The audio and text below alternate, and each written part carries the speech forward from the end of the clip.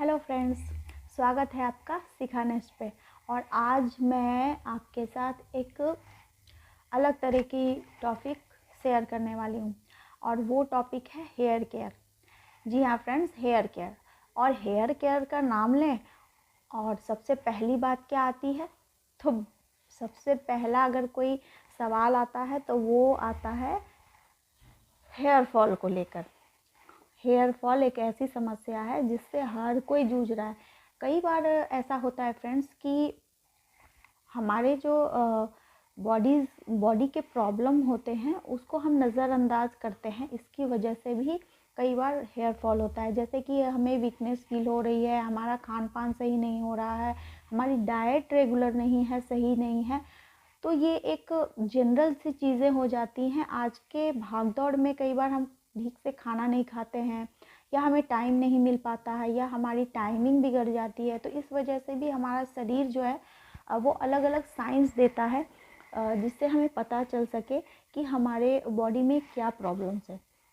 और इसका सबसे पहला साइन अगर कुछ देखने को मिलता है तो वो यही है कि हमारे बाल झड़ने लगते हैं।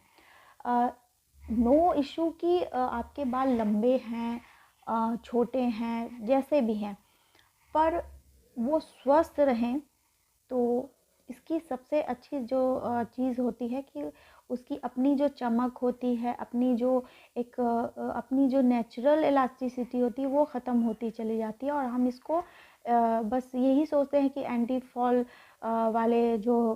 हेयर फॉल वाले जो शैम्पूज़ हैं उसको यूज़ कर लें, और जितने भी प्रोडक्ट्स हैं उसको यूज़ कर लें तो वो ठीक हो जाएगा। बट ये प्रॉब्लम हमारे अंदर से आ रही होती है, हमारे इंटरनल प्रॉब्लम से आ रही होती है। इस वजह से क्या होता है कि ये प्रॉब्लम सुधरने की बजाय बिल्कुल ही बिगड़ती चली जाती है, इसका गलत असर होता है। तो एक्चुअली मैं कहना ये चाह रही हूँ कि आपको सबसे पहले ये समझना होगा कि जो हेयर फॉल हमारे हो रही है उसकी आखिर वजह क्या है। तो वजह बहुत सारी हो सकती है। किन्हीं लोगों को जेनेटिकली ये प्रॉब्लम होती है, किन्हीं लोगों को हेरिडेटरी जो चीज़ें होती हैं उस वजह से धीरे धीरे बाल झड़ने लगते हैं। कई बार जैसा कि मैंने बताया कि आपकी डाइट वगैरह की वजह से हो सकता है, कुछ हार्मोनल इम्बैलेंस की वजह से हो सकता है, या फिर धूल वगैरह, पॉल्यूशन वगैरह की वजह से भी एक हो सकता है। तो या फिर आप बालों की अच्छे से केयर नहीं कर रहे हो, उसको अच्छे से वॉश नहीं कर रहे हो, उसको ऑयलिंग अच्छे से नहीं कर रहे हो, ये भी रीज़न हो सकते हैं। तो ये सब रीज़न हो सकते हैं, पर मैं जनरली जो आज टिप्स लेकर आई हूँ, एक होम रेमेडी आपके साथ शेयर करूँगी। वो होम रेमेडी बहुत ही कारगर है और मैंने खुद भी यूज़ की हुई है, बहुत ही इफ़ेक्टिव है हेयर फॉल में, और इसका कोई साइड इफ़ेक्ट नहीं है। तो आपके साथ ये शेयर मैं आज करूँगी और उसके बारे में भी आपको आगे वीडियो में बताऊँगी। तो मैं ये जनरल हेयर फॉल के लिए ही बात कर रही हूँ। अगर किसी तरह के इम्बैलेंस से या किसी तरह की इंटरनल बॉडी प्रॉब्लम की वजह से आपके बाल झड़ रहे हैं, बाकी सारी चीज़ें आपके बालों की ठीक हैं, तो उस केस में ये रेमेडीज़ बहुत अच्छे काम करेंगी। तो फ्रेंड्स, रेमेडी को जानने के लिए और इसके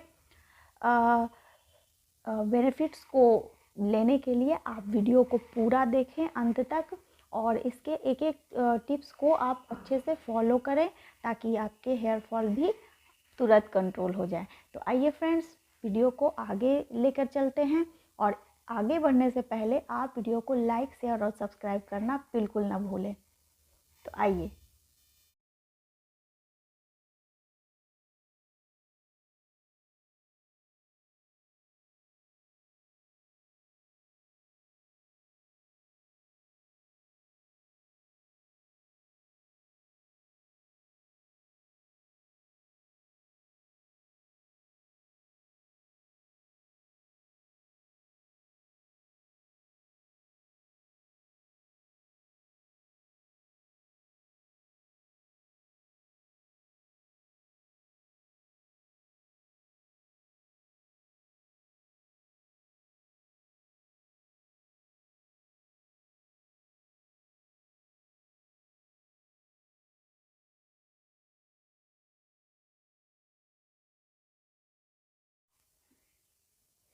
फ्रेंड्स, आपको ज़्यादा कुछ नहीं करना है, बस आप ये इस तरह से आप अपने बालों को सबसे पहले कॉम्ब कर लीजिए, ठीक है। उसके बाद अनक्लैटर करने के बाद आप पूरी अच्छी तरह से उसको अनक्लैटर करिए। उसके बाद बस आप थोड़े थोड़े बाल लेकर इस तरह से सेक्शन बांटते जाइए और उसके रूट्स में आपको लगाना है ये जो भी मैंने अभी आपको मिश्रण बताया है। ये जो मिक्सचर है वो आप अपने रूट्स में लगाइए और बस डैब डैब डैब डैब करके आप लगाते जाइए। उंगलियों के पोर्स से आप लगाइए इसको और धीरे धीरे हल्का हल्का उसको मिलाते हुए छोटे छोटे सेक्शंस लेकर रूट में स्कैल्प पे अच्छे से इसको लगाना है।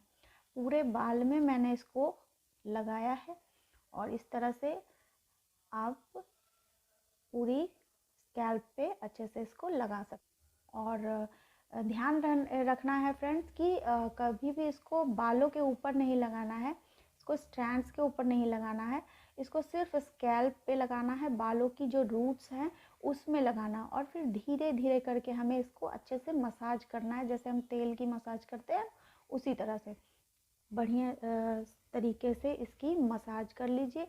और 5-10 मिनट की मसाज इसमें करनी है, बहुत तेज़ मसाज नहीं करनी है, हल्के हल्के हाथों से इसको बस इसको हमें पूरे रूट्स तक अच्छे से पहुंचा देना है।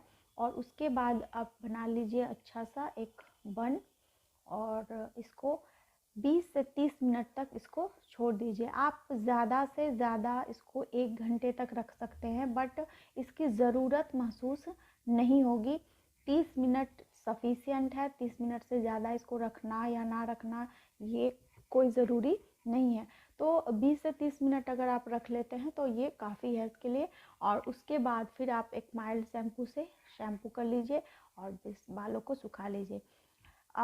बालों को झड़ने के से बचाने के लिए एक चीज़ और ध्यान रखनी होगी फ्रेंड्स कि कई बार ऐसा होता है कि बालों को हम ब्लो ड्राई से सुखाते हैं तो उससे भी क्या होता है कि हमारे बाल की जो नेचुरल जो हाइड्रेशन होती है, जो उसमें नमी बनी हुई होती है एक नेचुरल, वो धीरे धीरे करके सूख जाती है, वो धीरे धीरे करके घट जाती है, जिसकी वजह से भी बाल काफ़ी झड़ने लगते हैं। तो हमेशा ध्यान रखना चाहिए कि जब आप ब्लो ड्राई करते हैं तो कोशिश कीजिए आप नेचुरली ही इसको सुखाइए।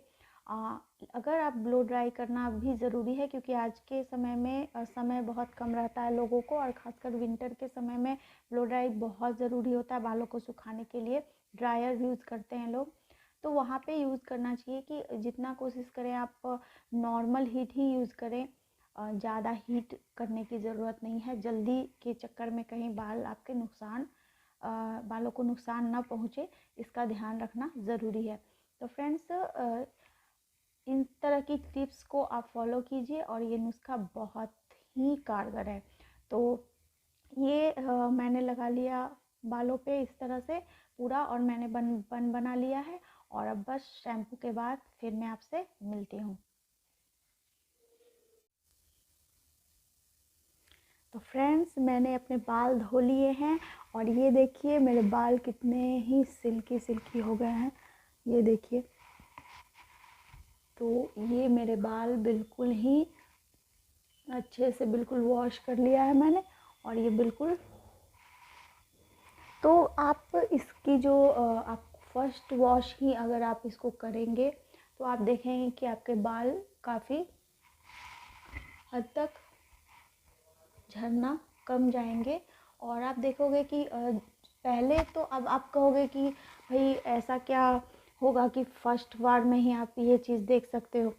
तो एक्चुअली क्या होता है, जब हेयर फॉल होते हैं तो जब आप बाल धोने वाले होते हैं ना, तो जब आप धो रहे होते हैं तो भी आपके बाल काफ़ी सारे झड़ के बाथरूम में आप देखोगे तो उस समय भी आपके काफ़ी सारे बाल झड़ रहे होते हैं।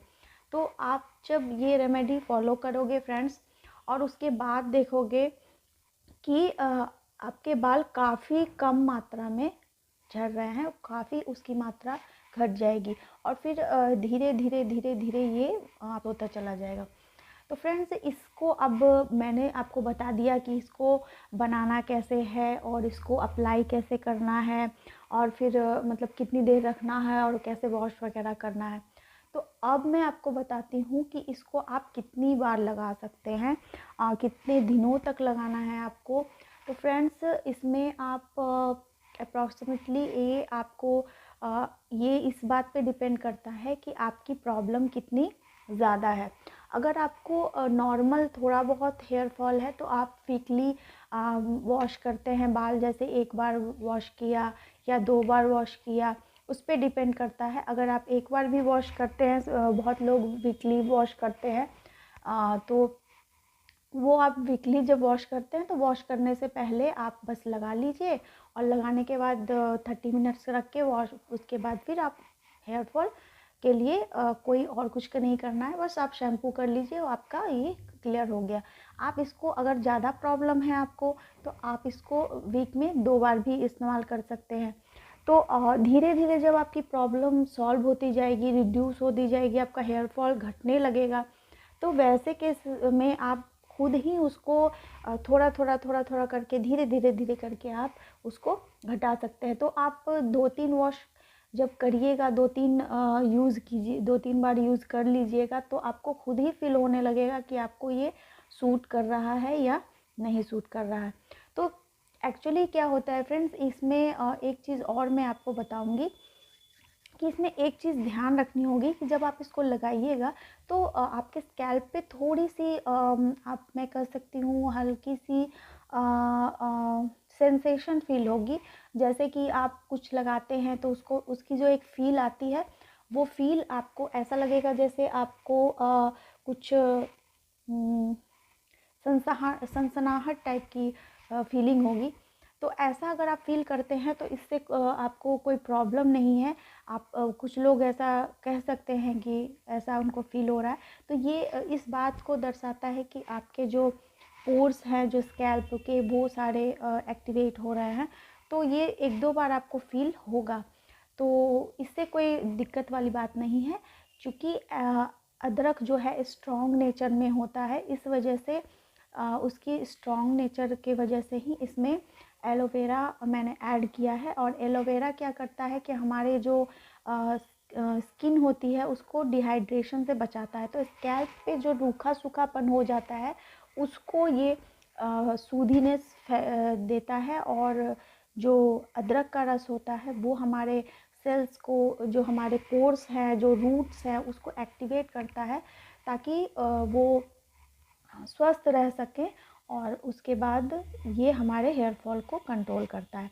तो फ्रेंड्स, मुझे उम्मीद है कि ये आपको, ये जो मैंने रेमेडी आपको बताई है, ये आपके लिए बहुत ही कारगर सिद्ध होगी। अगर आपके बाल झड़ते हैं या इस तरह की कोई प्रॉब्लम हो, तो आप इसको बिना किसी हिचकिचाहट के आप इसको यूज़ कर सकते हैं। और मेरी मानिए, आप इसको अगर यूज़ करेंगे तो आपको ये बहुत अच्छा रिज़ल्ट देगा। और फ्रेंड्स, अगर आप इसको यूज़ करते हैं और आपको रिज़ल्ट अच्छे मिलते हैं, या जो भी आपको फ़ील हुआ इसको यूज़ करने के बाद, वो कमेंट सेक्शन में ज़रूर लिखिएगा, ताकि मुझे भी ये पता चल सके कि मैं जो रेमेडीज़ आपको बता रही हूँ उसका आपको असर हो रहा है या नहीं हो रहा है।